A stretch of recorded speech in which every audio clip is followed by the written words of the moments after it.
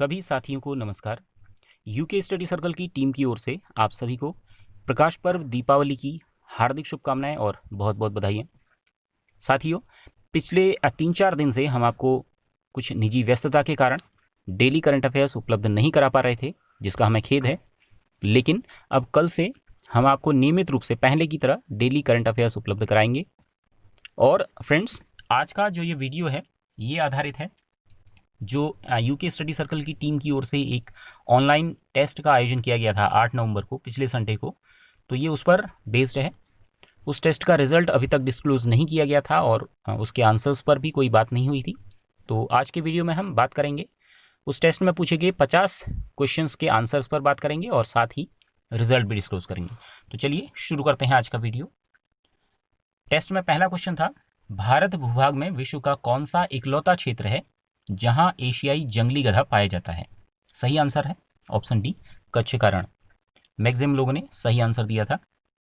अगला क्वेश्चन है, कौन सा राज्य 3 ओर से बांग्लादेश से घिरा हुआ है? सही answer option D, Tripura. Tripura 3 ओर से बांग्लादेश से घिरा हुआ है। अगला क्वेश्चन नंबर 3, पीलिया किस अंग के संक्रमण के कारण होता है? तो पीलिया, इसमें यकृत, हमारा यकृत यानी कि लीवर जो है संक्रमित हो जाता है पीलिया रोग जॉन्डिस के दौरान। कुछ लोगों ने वृक्क लिखा हुआ था, वृक्क किडनी को कहते हैं, किडनी। तो ये सही आंसर नहीं है, सही आंसर है ऑप्शन बी, लीवर। अगला क्वेश्चन नंबर 4, मानव शरीर का औसत तापमान कितना है? मैक्सिमम लोगों ने 90% से भी ज़्यादा लोगों ने सही आंसर दिया था, 98.6 डिग्री सेल्सियस। अगला क्वेश्चन, सारे जहां से अच्छा हिंदुस्तान हमारा, इस मशहूर गीत के लेखक कौन है? सही answer option D, Mohammad Iqbal. कुछ लोगों ने रविन्द्रनाथ टैगोर भी लिखा हुआ था, जयदेव भी लिखा हुआ था। सही आंसर मोहम्मद इकबाल है। अगला क्वेश्चन, छठा क्वेश्चन देखेंगे, पीतल एक मिश्रण है, पीतल यानी ब्रास जिसको कहते हैं, तो ये किसका मिश्रण है ये बताना है। तो ये तांबे और जस्ते का मिश्रण है। तांबा यानी कॉपर, जस्ता यानी जिंक, तो इन दोनों का अलॉय मिक्सचर बनाते हैं, उसका वो पीतल कहलाता है। अगला क्वेश्चन, रानीखेत बीमारी संबंधित है, रानीखेत बीमारी किससे संबंधित है ये बताना है। सही आंसर है ऑप्शन ए, मुर्गियों से, बर्ड्स से संबंधित है स्पेशली ये। तो पोल्ट्रीज जनरली पाली जाती हैं बिजनेस के लिए, तो इसमें पोल्ट्रीज में जो है ये रानीखेत बीमारी हो जाती है, बहुत नुकसान इससे हो जाता है, उनकी लाइफ बहुत कम हो जाती है, बहुत जल्दी मर जाती हैं। रानीखेत से सबसे पहले ये बीमारी शुरू हुई थी, इसलिए इसका नाम रानीखेत बीमारी है।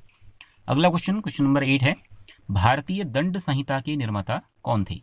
सही answer option B, Lord Macaulay. Maximum लोगों ने ये भी सही आंसर दिया था।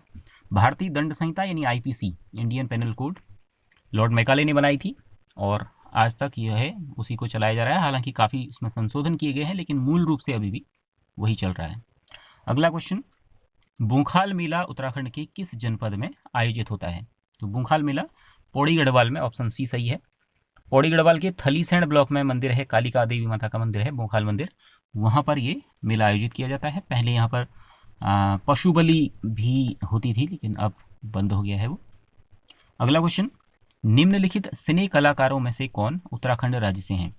सही आंसर है ऑप्शन बी, हिमानी शिवपुरी।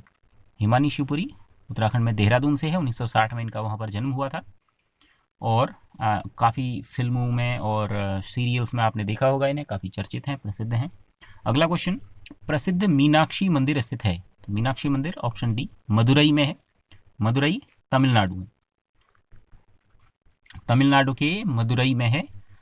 ये बहुत छोटी क्लासेस से जीके में पढ़ाया जाता है, तो मैक्सिमम लोगों का ये भी सही आंसर था।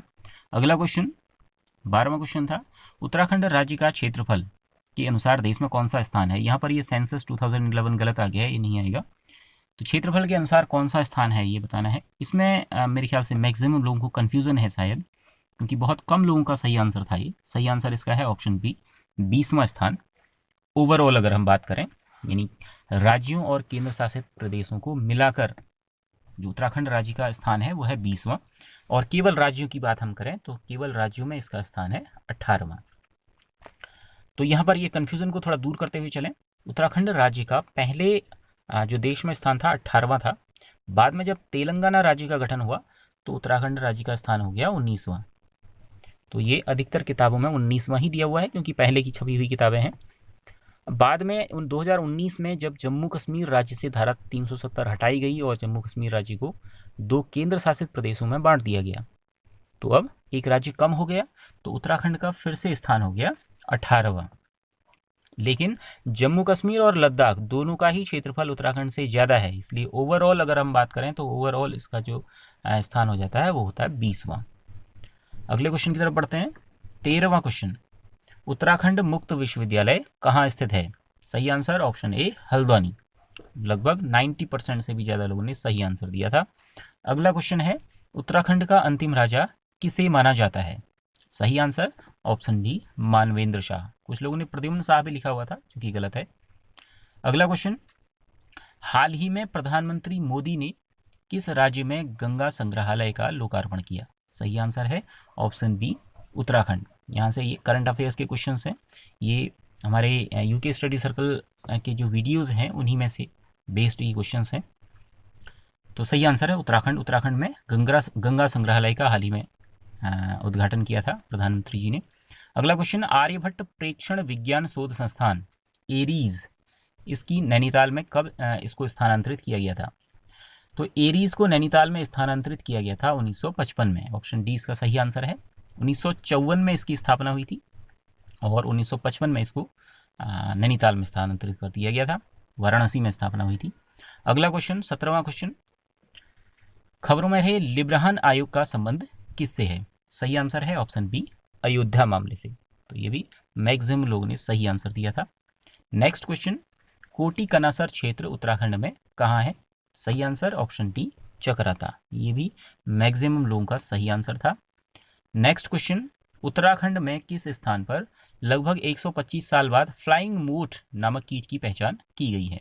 उसका सही आंसर ऑप्शन सी देवलसारी। कुछ लोगों ने राजाजी नेशनल पार्क, कुछ लोगों ने मंशारी भी लिखा हुआ था, तो वो सही नहीं है। सही आंसर है ऑप्शन सी देवलसारी में। अगला क्वेश्चन, स्टार्स प्रोजेक्ट का संबंध निम्न में से किससे है? तो स्टार्स प्रोजेक्ट का संबंध शिक्षा से है। कुछ लोगों ने अंतरिक्ष से, स्टार्स नाम से शायद अंतरिक्ष से जोड़ दिया होगा, अंतरिक्ष से नहीं है। स्टार्स STARS, स्टार्स ये शिक्षा से संबंधित है। Strengthening teaching learning and results for states, ये इसका पूरा नाम है। Strengthening teaching learning and results for states, ये वर्ल्ड बैंक द्वारा वित्त पोषित एक कार्यक्रम है जो कि शिक्षा के संबंध में कार्य करेगा, स्टार्स प्रोजेक्ट। तो ऑप्शन बी इसका सही आंसर था। अगला क्वेश्चन, हाल ही में नृत्यांगना शोभा नायडू का निधन हो गया, इनका संबंध निम्नलिखित में से किस नृत्य से है? तो कुचिपुड़ी नृत्य से इनका संबंध है। सही आंसर ऑप्शन बी। अगला क्वेश्चन, खबरों में रही बोरहोल पद्धति का संबंध किससे है? सही आंसर है ऑप्शन डी लीसा उत्पादन से। कुछ लोगों ने जल संरक्षण भी लिखा हुआ था, तो बोरहोल से शायद कनेक्ट किया होगा। बोरहोल पानी के लिए जो हैंडपम्प खोदते हैं तो उसको भी बोरहोल कहते हैं। तो ये जल संरक्षण नहीं है, यहाँ पर यह है लीसा उत्पादन। लीसा उत्पादन की ये नई टेक्निक है बोरहोल पद्धति, इससे लीसा का उत्पादन ज़्यादा होता है और पेड़ों को नुकसान कम होता है। अगला क्वेश्चन 23, QDA का पूर्ण रूप क्या है? तो सही आंसर है option be quick deployable antenna. ये भी मैक्सिमम लोगों ने सही आंसर दिया था। अगला क्वेश्चन 24, उत्तराखंड में वन एवं वन्यजीव हेल्पलाइन नंबर कौन सा है? तो हाल ही में ये जारी किया गया है, ऑप्शन सी 1926 1926। इस नंबर पर कॉल करके वनों से संबंधित या वन्य जीवों से संबंधित हेल्प ली जा सकती है अगर कोई दिक्कत है वनों में। अगला क्वेश्चन, इंडियन एयरफोर्स डे कब मनाया जाता है? सही आंसर है ऑप्शन सी 8 अक्टूबर को मनाया जाता है। अगला क्वेश्चन 26, भारत के प्रीमियम कपास को विश्व व्यापार में किस नाम से जाना जाएगा? सही आंसर है ऑप्शन ए कस्तूरी। कुछ लोगों ने सफ़ेदी लिखा हुआ था, तो सफ़ेदी नहीं है, यह है कस्तूरी। अगला क्वेश्चन, प्रदेश का पहला हॉर्टी टूरिज्म सेंटर कहाँ बनाया जाएगा? सही आंसर ऑप्शन ए पिथौरागढ़ में बनाया जाएगा, हॉर्टिकल्चर और टूरिज्म को जोड़ने के लिए। अगला क्वेश्चन 28, भारत में पहली सौर ऊर्जा संचालित लघु ट्रेन का उद्घाटन किस राज्य में किया गया है? तो हाल ही में किया गया है केरल में। ये भी मैक्सिमम लोगों ने सही आंसर दिया था। नेक्स्ट क्वेश्चन, उत्तराखंड सरकार ने किस विभाग को आसूचना संगठन यानी इंटेलिजेंस ऑर्गेनाइजेशन घोषित किया है? सही आंसर ऑप्शन सी, सतर्कता विभाग को इंटेलिजेंस ऑर्गेनाइजेशन घोषित किया गया है।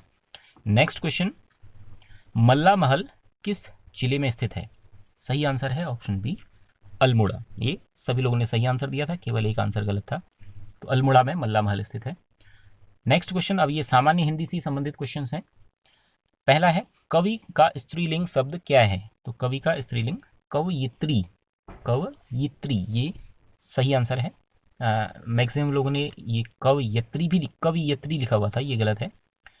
तो सही जो होता है, इसकी वर्तनी जो सही होती है वो होती है कवयित्री। अगला क्वेश्चन 32, उन्मूलन का विलोम क्या है? तो सही आंसर है ऑप्शन सी, रोपण। कुछ लोगों ने अवमूल्यन लिखा हुआ था, तो अवमूल्यन नहीं है, रोपण है। उन्मूलन का मतलब होता है उन्मूल यानी उखाड़ना, और रोपण का मतलब रोपित करना या लगाना। जबकि अवमूल्यन मुद्रा से संबंधित है, मुद्रा का मूल्य कम कर दिया जाता है, उसको अवमूल्यन कहते हैं। तो इसका सही आंसर रोपण होगा, ऑप्शन सी। अगला क्वेश्चन, रचना की दृष्टि से क्रिया के भेद हैं। तो रचना की दृष्टि से क्रिया के दो भेद हैं, ऑप्शन बी सही आंसर होगा। कौन से हैं? सकर्मक और अकर्मक। इनको कर्म की दृष्टि से भी कहते हैं, कर्म की दृष्टि से या रचनात्मक दृष्टि से सकर्मक और अकर्मक दो प्रकार की क्रियाएं हैं। सकर्मक वे होती हैं जिनमें कर्म की जरूरत होती है या कर्म कंपलसरी उनके लिए होता है। अकर्मक वो होती हैं जिनमें कर्म की जरूरत नहीं होती है। जैसे वह हंसता है, तो हंसता है, इसमें किसी कर्म की जरूरत नहीं है, वह जरूरत नहीं है, तो ये अकर्मक क्रिया है। अगर हम कहेंगे वह खेलता है, तो ये सकर्मक है, क्योंकि वह खेलता है तो कुछ ना कुछ खेलता होगा। क्या खेलता है? वह फुटबॉल खेलता है, वह क्रिकेट खेलता है, तो इसमें कर्म की जरूरत है। हम कहें वह फुटबॉल खेलता है, तो ये भी सकर्मक है, और हम कहेंगे वह खेलता है, तो ये भी एक सकर्मक क्रिया है। अगला क्वेश्चन 34, निम्नलिखित में से कौन एक संयुक्त व्यंजन नहीं है? सही आंसर है ऑप्शन बी, श। श मूल रूप से एक व्यंजन है, संयुक्त व्यंजन नहीं है। जबकि अगर हम बात करें पहले ऑप्शन की, तो क्ष ये क और श सलजम वाला जो स होता है, इनसे मिलाकर बना हुआ है, इनका संयुक्त रूप है। त्र जो है ये त और र का संयुक्त रूप है, और ज्ञ ये ज और ग इनका संयुक्त रूप है। जबकि श ये पूर्ण रूप से एक व्यंजन है। अगला क्वेश्चन, दांतों तले उंगली दबाना, इसका अर्थ क्या होगा? तो दांतों तले उंगली दबाने का अर्थ होता है आश्चर्य करना। बहुत ज़्यादा आश्चर्य किसी चीज़ को देखकर हमें होता है, तो हम कहते हैं कि हमने या उसने दांतों तले उंगली दबा ली। तो ऑप्शन सी इसका सही आंसर होगा। जबकि यहाँ अगर हम बात करें ऑप्शन बी की, बहुत हैरान होना, तो इसका भी सेम अर्थ इसका भी निकलता है। तो ये दोनों ही ऑप्शन यहाँ पर सही हैं। तो जिन लोगों ने ये दोनों ऑप्शन दिए हैं, दोनों को दोनों ही ऑप्शन में मार्क्स दिए गए हैं। अगला क्वेश्चन 36, इनमें से शुद्ध शब्द कौन सा है? संपूर्ण लिखा हुआ है, तो संपूर्ण का जो शुद्ध शब्द है वो है ऑप्शन डी वाला संपूर्ण। लेकिन आजकल जो मानकीकृत हिंदी है टाइपिंग के लिए जिसको बनाया गया है, उसके अकॉर्डिंग ऑप्शन बी वाला जो संपूर्ण है ये भी सही है।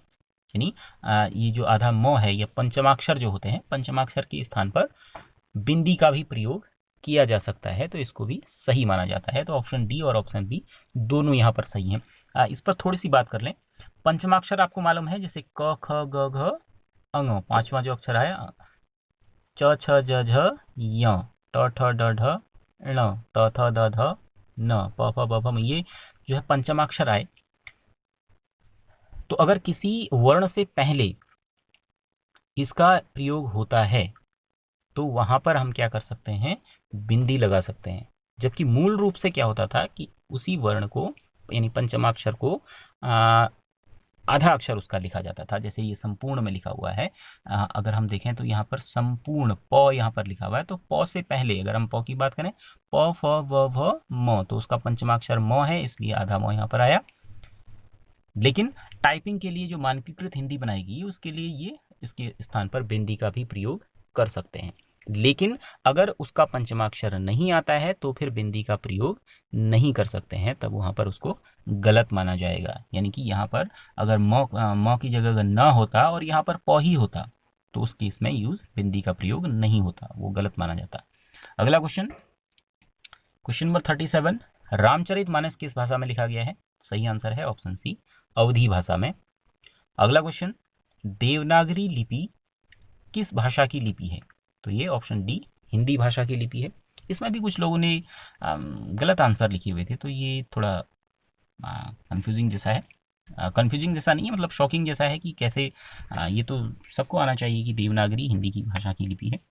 यहाँ पर बात करें अगर पंजाबी भाषा की, तो पंजाबी भाषा की गुरुमुखी लिपि होती है, बांग्ला की बांग्ला ही होती है, उर्दू की अरबी फारसी होती है, हिंदी की देवनागरी। तो ऑप्शन डी इस क्वेश्चन का सही आंसर है। अगला क्वेश्चन, अब ये रीजनिंग से रिलेटेड क्वेश्चन हैं। 39, श्रृंखला को पूरा कीजिए। यहाँ पर एक श्रृंखला दी हुई है और बीच में क्वेश्चन मार्क लगा हुआ है, तो क्वेश्चन मार्क में इस श्रृंखला के नियम को फॉलो करते हुए क्या आएगा यहाँ पर वो बताना है। तो नीचे इसका एक्सप्लेनेशन देखते हुए इसका आंसर देखते हैं। तो यहाँ पर देखिए इसी श्रृंखला को लिखा हुआ है और बीच में जो मिसिंग लेटर्स हैं उनको रेड कलर से लिखा हुआ है। तो यहाँ पर हम देखेंगे ए के बाद बी का गैप है, फिर डी ई का गैप है, एफ और फिर जी एच आई का गैप है, यानी कि कंजिक्यूटिव लेटर्स आ रहे हैं। और पहले एक का गैप, फिर दो का गैप, फिर तीन का गैप, तो अब चार का गैप होना चाहिए। जे के बाद क्वेश्चन मार्क था, तो जे के बाद के एल एम एन, तो नेक्स्ट क्या आना चाहिए? ओ। तो ऑप्शन सी इस क्वेश्चन का सही आंसर होगा। अगला क्वेश्चन देखेंगे, क्वेश्चन नंबर 40, सही उत्तर चुनिए। व्यक्ति चलने से संबंधित है तो मछली किससे संबंधित है? तैरने से। ऑप्शन ए इसका सही आंसर होगा। ये सभी लोगों ने सही आंसर दिया था।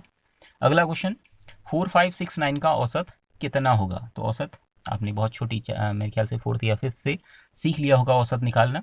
तो औसत निकालने में जितनी संख्याएं दी हैं उन सबको ऐड कर देते हैं और उनकी नंबर यानी जितनी 1 2 3 4 4 ये नंबर्स हैं तो 4 से इसको डिवाइड कर देंगे। तो ऐड करके 24 आया, डिवाइड 4 से डिवाइड किया तो ये 6 आ गया। ऑप्शन सी इसका सही आंसर, इनका औसत होगा ऑप्शन सी यानी 6।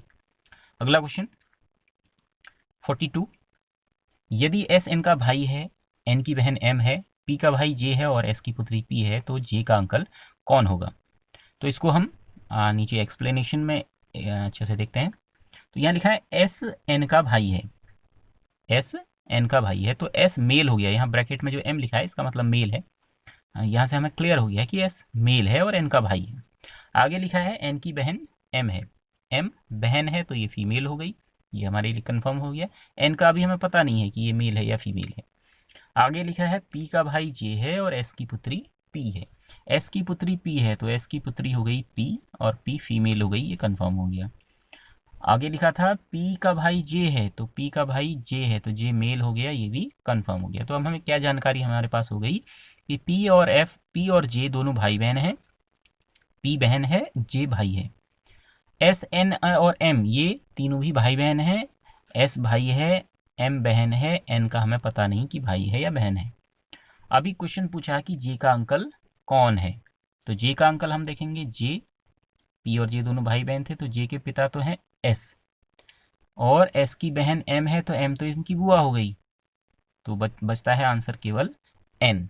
एन हालांकि हमें कंफर्म नहीं है कि ये मेल है, लेकिन यहाँ पर ऑप्शंस के अकॉर्डिंग एन ही इसका सही आंसर होगा। अगर हमें दिया होता कि यह सूचना पर्याप्त नहीं है तो वो भी सही आंसर होता। अगले क्वेश्चन की तरफ बढ़ते हैं। 43, यदि रिपल RIPPLE का कोड 613382 है तो पिलर का कोड क्या होगा? तो ये बहुत सिंपल है, सभी लोगों ने सही आंसर लिखा था तो ज़्यादा बात नहीं करते हैं इस पर। सिंपली ये है कि यहाँ पर देखेंगे आर के लिए 6 का यूज़ हुआ है, आई के लिए 1 का यूज़ हुआ है, तो इस तरह से हम मिलाएंगे तो PILLER की वैल्यू आती है 318826। अगला क्वेश्चन, किसी संख्या के 2/3 का 2/3 64 है तो वह संख्या क्या होगी? ये कुछ एक्सप्लेनेशन में इसको हम देखते हैं। किसी संख्या हमने जैसे ए मान ली, तो संख्या का 2/3 इंटू 2/3 हो गया, फिर उसका 2/3 फिर से है तो 2/3 से और मल्टीप्लाई कर दिया, या इसको हम डायरेक्टली भी लिख सकते हैं। 64 दिया था तो 64 2/3 से यहाँ अगर हम इस तरफ करेंगे तो ये 3/2 इंटू 3/2 हो जाएगा। इसको हम सॉल्व करते हैं तो ये आता है 144। तो ऑप्शन सी इसका सही आंसर हो जाएगा। नेक्स्ट क्वेश्चन 45, मुकेश किसी काम को 30 दिनों में और राजेश उसी काम को 45 दिनों में कर सकता है, वे दोनों अगर मिलकर काम करेंगे तो कितने दिनों में पूरा कर पाएंगे? तो हम ये देखते हैं, मुकेश 30 दिनों में करता है और राजेश उसी काम को 45 दिनों में। तो एक तो इसके लिए डायरेक्ट हम फॉर्मूला यूज़ कर सकते हैं a plus b upon a into b. इस फॉर्मूले से भी हम इसका सॉल्यूशन निकाल सकते हैं।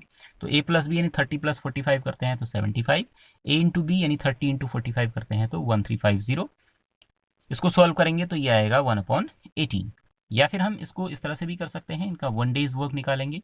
ए ने काम किया 30 दिन में तो इसका 1 डेज वर्क हो गया 1/30। बी ने काम किया 45 डेज में तो 1 डेज वर्क हो गया 1/45। इसको हमने एलसीएम लेके ऐड कर दिया तो ये आ गया 1/18। लेकिन ये 1 डेज वर्क है। अगर हम निकालेंगे कि इसने पूरा काम कितने दिनों में किया तो वो आएगा 18 डेज। तो इसका ऑप्शन बी इसका सही आंसर है 18 डेज। अगला क्वेश्चन 46, 100 का 25%, 5 का कितना प्रतिशत होगा? तो इसको ओरली भी आप कैलकुलेट कर सकते हैं। 100 का 25% 25 ही हुआ, और 5 का कितना प्रतिशत होगा? तो हम देखेंगे 5 जो 25 है 5 का 5 गुना है, तो प्रतिशत में निकालेंगे तो 500 हो जाएगा, यानी ऑप्शन सी इसका सही आंसर होगा। या फिर इनको मेथड वाइज हम देखेंगे तो 100 का 25% यानी 100 गुणा 25/100, और 5 का कितना प्रतिशत, हमने मान लिया a प्रतिशत तो 5 गुणा a/100 हो गया। यहाँ से हम a की वैल्यू कैलकुलेट करते हैं तो 5 और 100 को शिफ्ट करेंगे इस तरफ, तो ये 100 मल्टीप्लाई में चला जाएगा और 5 डिवाइड में चला जाएगा। सॉल्व करेंगे तो ये भी 500 आएगा, तो ऑप्शन सी इसका सही आंसर होगा। नेक्स्ट क्वेश्चन 47, इस श्रृंखला को पूरा कीजिए। एक श्रृंखला दी हुई है, इसको हम एक्सप्लेनेशन में देखेंगे, बेटर अंडरस्टैंड कर सकते हैं। तो यहाँ पर हम देखेंगे कि यहाँ पर 2 श्रृंखला बन रही हैं, एक ब्लू कलर से लिखी हुई है, एक रेड कलर से। तो एक श्रृंखला बनती है ये 11, 12, 13 और नेक्स्ट यहाँ पर आएगा, और एक श्रृंखला है 12, 13, 14, तो नेक्स्ट क्या आना चाहिए 15। तो अगला जो इसका पद होगा श्रृंखला का वो हो जाएगा 15, यानी ऑप्शन बी इसका सही आंसर होगा। रेड वाली श्रृंखला का अगला पद उसकी ज़रूरत नहीं है, अगर यहाँ पर एक गैप और होता तो वो रेड वाली इस श्रृंखला का अगला पद यानी 13 के बाद 14 होता। अगला क्वेश्चन 48, श्रृंखला को पूरा कीजिए। तो यहाँ पर भी एक श्रृंखला दी हुई है, इसका अगला पद ढूंढना है लास्ट वाला। तो इसको हम एक्सप्लेनेशन में देखते हैं इसको भी। तो यहाँ पर हम देखेंगे कि जो मिड वाला लेटर है उसकी एक अलग श्रृंखला बन रही है, M, L, K, J, यानी रिवर्स ऑर्डर में कंसेक्यूटिव लेटर्स लिखे हुए हैं अल्फ़ाबेट के, J, K, L, M। तो अब अगला क्या आना चाहिए, जे से पहले वाला लेटर यानी कि आई। तो हम देखेंगे कि ऑप्शंस में मिडिल लेटर आई केवल एक में है, वो है ऑप्शन सी। तो ऑप्शन सी इसका सही आंसर हो जाएगा।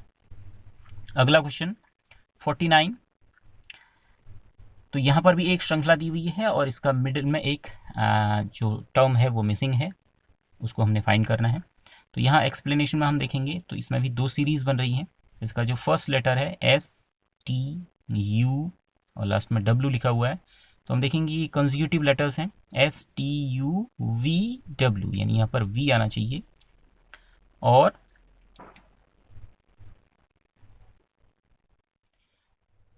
नेक्स्ट के जो हम 2 लेटर्स देखेंगे तो C, D, E, F, G, H और नेक्स्ट क्या आना चाहिए I, J और फिर K, L, यानी V, I, J। तो ये D वाला जो ऑप्शन है ये इसका सही आंसर हो जाएगा।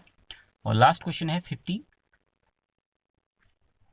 ये बॉडमास पर बेस्ड क्वेश्चन है। 20 divided by 2 multiplied 3 plus 7, BODMAS या यहाँ पर हम डी मास इसको कह सकते हैं क्योंकि ब्रैकेट और ऑफ यहाँ पर नहीं है।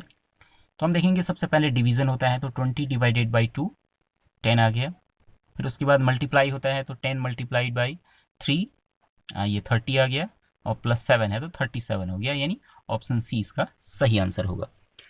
तो फ्रेंड्स ये थे 50 क्वेश्चंस, इनको हमने डिटेल में डिस्कस किया। तो इनमें किसी भी क्वेश्चन से रिलेटेड कोई कन्फ्यूज़न हो या कोई और आंसर आपके पास हो तो आप कमेंट बॉक्स में लिख सकते हैं। अब बात करते हैं रिजल्ट्स पर। तो इसमें जो परफॉर्मेंस की है, हमने केवल जिन लोगों ने 50% से ज़्यादा इसमें परफॉर्म किया है उन्हीं को यहाँ पर हमने शामिल किया है। तो सबसे टॉप पर हैं पूनम पंत जो कि टनकपुर से हैं, इन्होंने 50 में से 48 मार्क्स गेन किए हैं। सेकंड नंबर अमित नेगी देहरादून से हैं, इनको 44 मार्क्स मिले हैं। और थर्ड नंबर पे हैं देव सिंह, ये टनकपुर से हैं, इन्होंने 42 मार्क्स इनको गेन किए हैं। बहुत बहुत बधाई आप लोगों को, फर्स्ट 3 प्लेस से ये 3 लोग हैं। उसके अलावा और लोगों ने भी बहुत अच्छा परफॉर्म किया है। तो नेक्स्ट बात करें हम, शीत जो कि रुड़की से हैं 41, महेंद्र चौहान उत्तरकाशी से 39, आरवी चंद नैनीताल से 39, निधि देहरादून से 38, राहुल रुड़की से 37, गजेंद्र रावत देहरादून से 37, गौतम रुड़की से 36, प्रोफेसर चंपावत से 35, सदाबहार किंग गोपालपुर से 33, प्रियंका देहरादून से 33, दीपेंद्र सिंह बिस्ट देहरादून से 29, राहुल टनकपुर से 29, पंकज सिंह बोहरा चंपावत से 28, निकिता देहरादून से 28 और फैज इटावा से 25। बहुत अच्छा आप लोगों ने परफॉर्म किया है और इसी तरह से अपनी परफॉर्मेंस को बढ़ाते रहना है, तैयारी करते रहनी है और बिल्कुल भी छोड़ना नहीं है। जो भी आपका टारगेट है, टारगेट को आप ज़रूर अचीव करेंगे और इस परफॉर्मेंस के लिए आपको बहुत बहुत बधाइयाँ और आगे के लिए आपको हार्दिक शुभकामनाएं। तो फ्रेंड्स, आज की वीडियो में इतना ही, मिलते हैं अगले वीडियो में। जय हिंद और एक बार फिर से आप सभी को हैप्पी दीपावली।